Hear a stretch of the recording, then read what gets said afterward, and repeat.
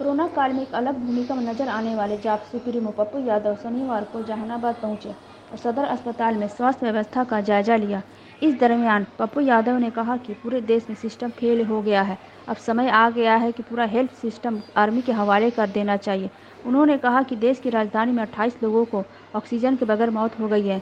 वहीं रेमडेसिविर की दवा 1 लाख रुपए में मिल रही है।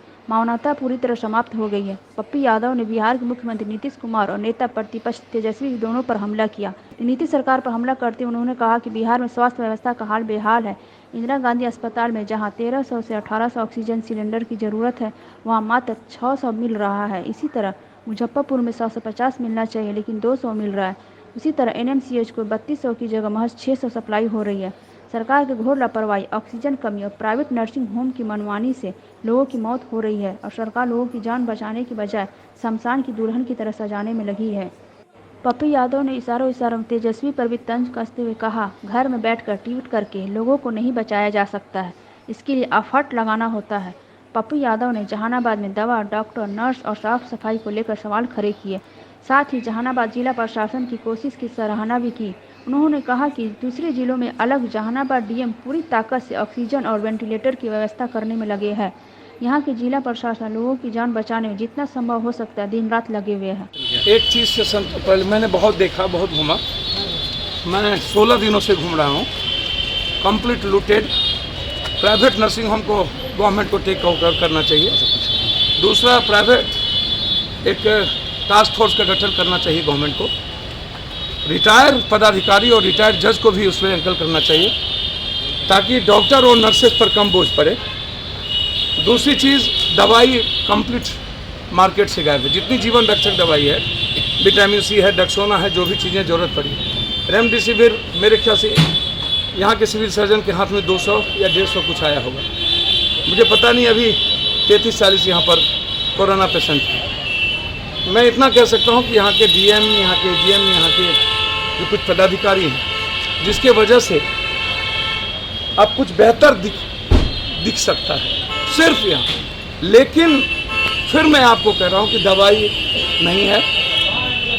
रात में डॉक्टर्स एकदम के बराबर नहीं रहते हैं। 11 बजे तक सफाई नहीं होती है और 11 बजे तक कोई बुलाने पर ऊपर नहीं जाता। ये 4 बात, दवाई फर्स्ट, सफाई सेकेंड, बुलाने पर नहीं जाता है, और पेशेंट का जो प्रॉपर केयर होना चाहिए, ये बहुत दिक्कत है। ऑक्सीजन किसी तरीके से व्यवस्था, 4-5 बातें हैं। आपको जगह नहीं मिलेगा, बेड नहीं है कहीं पूरे बिहार में।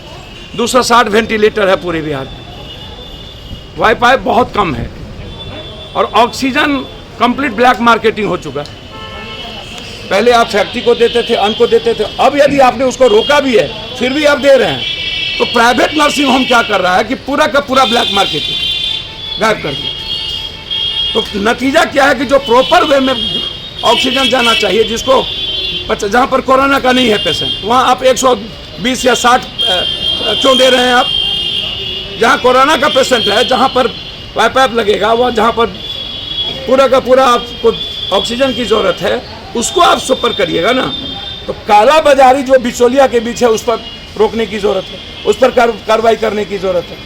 और सफाई कंप्लीट अलग देने की ज़रूरत है। सफाई देखिए, कोरोना से पहले आप हैजा से मर जाइए। सफाई बहुत इंपॉर्टेंट है, केयरिंग बहुत इंपॉर्टेंट है, और डॉक्टर्स कम से कम समय पर उसको, और नर्सेस समय पर उसको मिलना चाहिए। पूरी की पूरी आर्मी के हवाले करना चाहिए इनको पूरा। अभी आपने जहानाबाद का निरीक्षण किया, क्या भैया धन्यवाद। जहानाबाद के बारे में मैं 4 बात कह दिया कि डॉक्टर्स की केयरिंग आवश्यक है, नर्सेस केयरिंग आवश्यक है, सफाई केयरिंग आवश्यक है, दवाई नहीं है। ऑक्सीजन के लिए डीएम, डिप्टी कलेक्टर, ये लोग पूरी ताकत के साथ लगे हैं। जहां से होता है करने का प्रयास करते हैं। आईसीयू इन्होंने कहा, देखा भी कि 5 बेड का आईसीयू अब बनेगा, बन रहा है, बन जाएगा, एसी लग रहा है। मैं प्रशासन के तरफ से कोई यहाँ आरोप नहीं लगा सकता हूँ, और जगह प्रशासनिक लापरवाही कंप्लीट है। फोन नहीं उठता है, मुझे नहीं जानकारी यहाँ के कलेक्टर और डिप्टी कलेक्टर का, डीपीएम का फोन उठता है कि नहीं, जरूर उठता होगा। यदि फोन उठेंगे रात के 2 बजे तो लोगों की जान बचेगी। RMTCR की जो जांच की रिपोर्ट है वो 10 दिन में आएगा, तो तब तक आप क्या चलाइएगा? तब तक आप पेशेंट को क्या बताइएगा? वो आपको मर जाएगा। अब वो रिपोर्ट में पैथोलॉजी कहता है नहीं है, दूसरा कहता है कि मेरे पास डाटा ऑपरेटर नहीं है, रिपोर्ट निकालेगा कौन? तो लगातार जो हालात है इस कंट्री के, जिस कंट्री में ऑक्सीजन और दवाई के लिए एक आदमी तरस जाए, उस कंट्री में सिस्टम चलाने वाले नेताओं को चुल्लू भर पानी में डूब के मर जाना चाहिए, कंप्लीट कोलैप्स हो जाना चाहिए। मौत को छुपाया जा रहा है इस सरकार के द्वारा। पूरे भारत में 50,000 मिनिमम मौत है पूरे इंडिया में। क्यों छुपा रही है सरकार? 350 के लगभग मौत तो सिर्फ और 500 के बीच बिहार में होती है, 150 से ऊपर मौत सिर्फ पटना में होती है, और आंकड़े को छुपाते हैं। दूसरी तरफ वैक्सीन का कोई मतलब काउंटर ही बहुत मिनिमाइज कर दिया गया। कहां वैक्सीन लगाएंगे? केंद्र सरकार सौतेलेपन का व्यवहार आखिर बार बार बार बार क्यों करती है? हमें वैक्सीन का डोज नहीं दिया क्यों? क्या बिहार नेपाल में है? क्या बिहार पाकिस्तान में है? ना वैक्सीन का डोज, ना तो रेमडेसिविर का। अच्छा, आज जो सबसे बड़ा प्रॉब्लम होगा इसको समझिए, ऑक्सीजन का लिक्विड गायब हो गया। झारखंड ने आज कह दिया कि मैं अभी नहीं दे पा रहा हूं। पटना का 2 ऑक्सीजन प्लांट, फतुहा और एक दूसरा, ये दोनों ऑक्सीजन प्लांट अभी बंद है। जब लिक्विड नहीं आएगा तो ऑक्सीजन कहां से भराएगा? तीसरी अंतिम चीज, सिलेंडर बिहार में है ही नहीं। 6000 लगभग आईजीएमएस को सिलेंडर चाहिए 1300 से 1800 और 600 सिलेंडर है मात्र। मुजफ्फरपुर को सिलेंडर चाहिए 750, 200 सिलेंडर है मात्र। एनएमसीएच को सिलेंडर चाहिए 3200, मात्र 700-600 सिलेंडर है। कैसे बचा लीजिएगा आप? ऑक्सीजन से आधे लोग मरे हैं और आधे लोग प्राइवेट नर्सिंग होम के मनमानी से मरे हैं, और आधे लोग डॉक्टर्स और नर्सेस के केयरिंग नहीं होने से मरे। सिस्टम कंप्लीट ठप चढ़ चुका है।